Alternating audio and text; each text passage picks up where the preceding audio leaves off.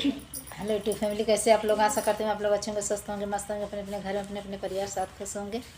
और देखिए, हम लोग एक पूर्वी छपरिया गीत सुना रहे, बहुत दर्दनाक गीत है। आप लोग सुनिएगा, ढेर सारा प्यार दुलार आशीर्वाद भरपूर दीजिएगा। चैनल पर नए हैं, चैनल को लाइक सब्सक्राइब करिए, कमेंट में जरूर बताइएगा कि हम दोनों लोग का गाना आप लोग को कैसा लगा। किस्सा बना दे रावण राते, सुतला में देखनी खाटी।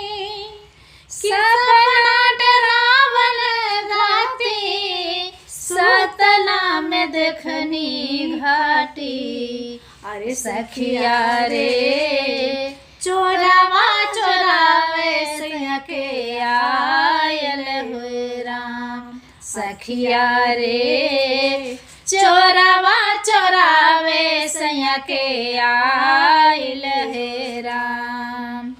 किसैया सुतला नीरा भेद, कहूँ न जनले भे।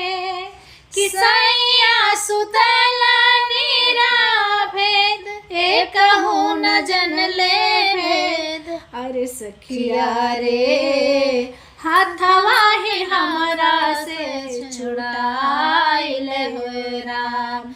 सखिया रे हाथवा जा हमरा से छुड़ाइल है राम। अरे सखिया रे चोरावा चोरावे सैया के आइल है राम। अरे सखिया रे चोरावा चोरावे सैया के आइल है राम।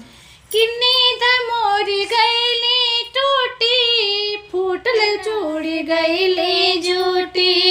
नींद मोरी गईली टूटी, फूट चूड़ी गईली झूठी।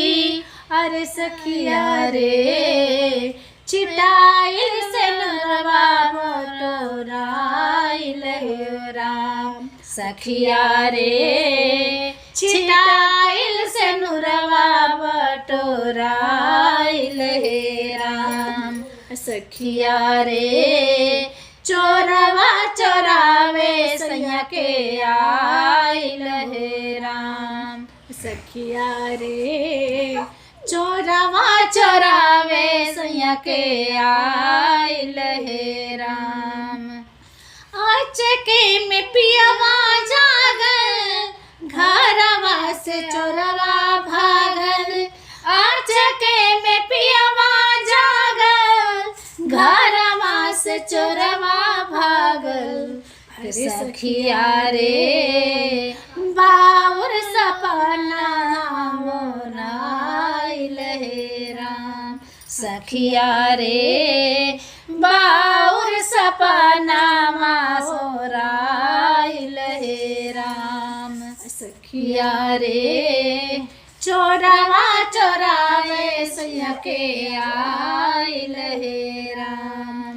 सखिया रे चोरावा चोरावे सैया के आइल है राम। कि सपना डरावन राती, सतनी सुतला में देखनी खाटी।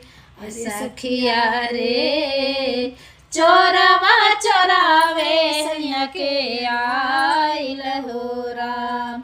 सखिया रे चोरावा चोरावे सैया के आइल हो राम। मेरा गाना आप लोग कैसा लगा प्लीज़ सुनिएगा और कमेंट करके ज़रूर बताइएगा।